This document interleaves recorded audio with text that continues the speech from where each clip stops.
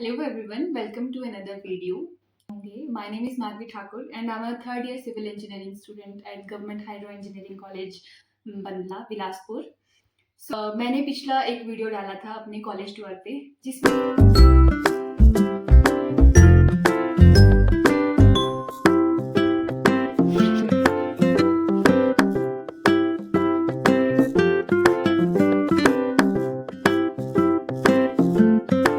देखिए मुझे बहुत से लोगों के कमेंट्स आए थे रिगार्डिंग कॉलेज में एडमिशन कैसे दिया जाए, कॉलेज का फीस स्ट्रक्चर क्या है, कॉलेज में डिपार्टमेंट्स हैं और कितनी फैकल्टी है. तो अगर मैं बात करूं सबसे पहले कॉलेज में एडमिशन की तो कॉलेज में एडमिशन हम 3 तरीके से ले सकते हैं. First of all JEE main की बेसिस पे and second one is HP set का एग्ज़ाम देकर and third on the basis of +2. पर अगर आपकी +2 में हाई परसेंटेज है तभी आपके चांसेस है कि आपको कॉलेज में एडमिशन मिल सकता है. और सेकेंडली अगर हम बात करें कॉलेज में डिपार्टमेंट्स की तो हमारे कॉलेज में बेसिकली 4 डिपार्टमेंट हैं. अप्लाइड साइंस जो कि कॉमन टू ऑल रहता है. जब आप फर्स्ट ईयर में आते हो तो अप्लाइड साइंस डिपार्टमेंट में ही आप जाते हो. एंड अगर हम मेन डिपार्टमेंट्स की बात करें, जो कोर ब्रांचेस की अगर हम बात करें तो सबसे पहले आता है सीएससी. एंड सीएससी में हम अगर बताएं तो CSC AI and DS and second one is civil engineering department and third is electrical engineering department.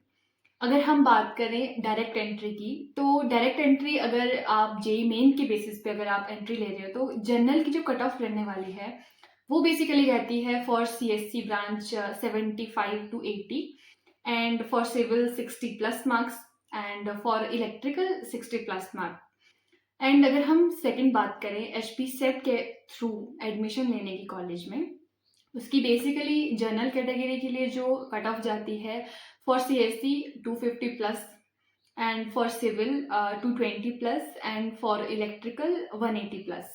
हम बात करें हॉस्टल चार्जेस की तो हमारे कॉलेज में बेसिकली 3 हॉस्टल हैं. 2 hostel A and hostel B boys के लिए हैं और एक हॉस्टल जो है वो गर्ल्स के लिए है. तो अगर हम हॉस्टल चार्जेस की बात करें, जैसे ही आप न्यूली एडमिट होते हो हॉस्टल में तो आपकी जो हॉस्टल सिक्योरिटी रहती है वो रहती है अराउंड 5000 के आसपास and 1000 rupees for water charges, 1000 rupees for electricity charges and wifi की आपको जो फैसिलिटीज़ हैं वो फ्री में मिलती हैं या फिर इन्हीं सब में इंक्लूडेड होती हैं. और अगर हम पर सेमेस्टर रूम रेंट की बात करें हॉस्टल की तो वो आपको चार्ज करना होगा 900 के अराउंड. बात करें मेस चार्जेस की तो मेस चार्जेस हॉस्टल में है 113 रुपीज़ पर डे जो कि अराउंड आपको 3500 पर मंथ के अराउंड पड़ेगा. नेक्स्ट अगर हम बात करें हम फीस स्ट्रक्चर की, जो फीस स्ट्रक्चर है वो बॉयज़ के लिए रहेगा. जब एडमिशन के टाइम आप फर्स्ट टाइम एडमिशन लेते हो कॉलेज में तो फीस आपकी रहती है अराउंड 40 to 42,000 के आसपास, जिसमें कि 4000 आपका सिक्योरिटी रहता है. सिक्योरिटी जो आपका 4000 कॉलेज का एंड 5000 मेस का है वो आपको रिटर्न हो जाएगा आफ्टर योर बीटेक. तो ये था एडमिशन के टाइम पे.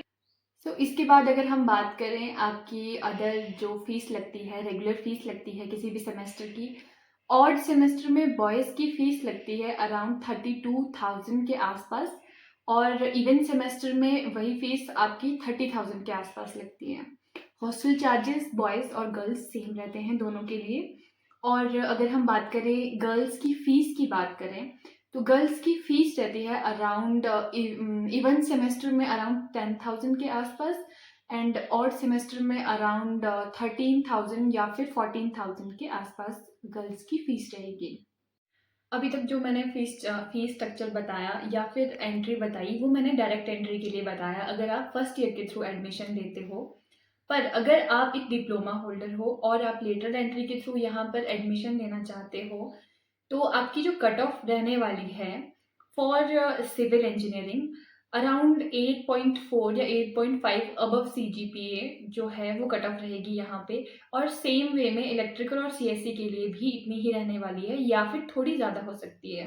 बात करें लेटर एंट्री में सीट्स की तो जब मैंने एडमिशन लिया था लेटर एंट्री में यहाँ पर, उस टाइम पे यहाँ पर लेटर एंट्री में अराउंड 6 सीट्स थी. सीएससी और सिविल इलेक्ट्रिकल में भी अराउंड इतनी ही सीट्स रहती है। डिपेंड करता है स्टूडेंट्स कितने हैं, आपकी क्लास में स्ट्रेंथ कितनी है, उसका अराउंड 10% जो है वो लेटरल एंट्री के लिए सीट्स होती हैं। और अगर हम बात करें लेटरल एंट्री के लिए कब अप्लाई किया जाए, तो लेटरल एंट्री के जो एप्लीकेशन फॉर्म्स हैं वो ड्यूरिंग जुलाई में जब आपके फाइनल एग्ज़ाम चल रहे होते हैं उस टाइम नोटिफिकेशन आता है, एंड उसके बाद उसको आपको फिल करना होता है।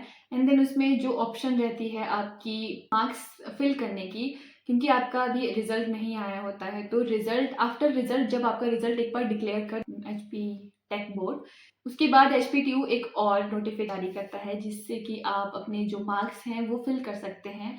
और उसके बाद अराउंड अगस्त में आपकी जो काउंसलिंग है वो होती है एचपीटीयू में। काउंसलिंग के टाइम पे जब आपको वहाँ पे सीट मिल जाती है, तो सीट बुकिंग के लिए आपको वहाँ पर अराउंड 3000 चार्ज करना पड़ता है।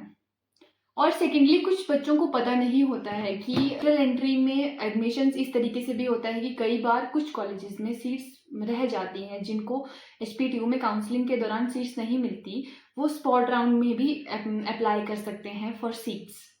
इसमें यही रहता है कि जब आपका फर्स्ट राउंड कंप्लीट हो जाता है, फर्स्ट राउंड कंप्लीट होने के बाद 2 या 3 दिन का टाइम मिलता है एडमिशन के लिए। उन 2-3 दिन में एडमिशन पूरी होने के बाद जो सीट्स खाली रह जाती हैं, कुछ बच्चे सीट्स नहीं लेते हैं, तो उसके लिए फिर एक अलग नोटिफिकेशन आती है स्पॉट राउंड के लिए।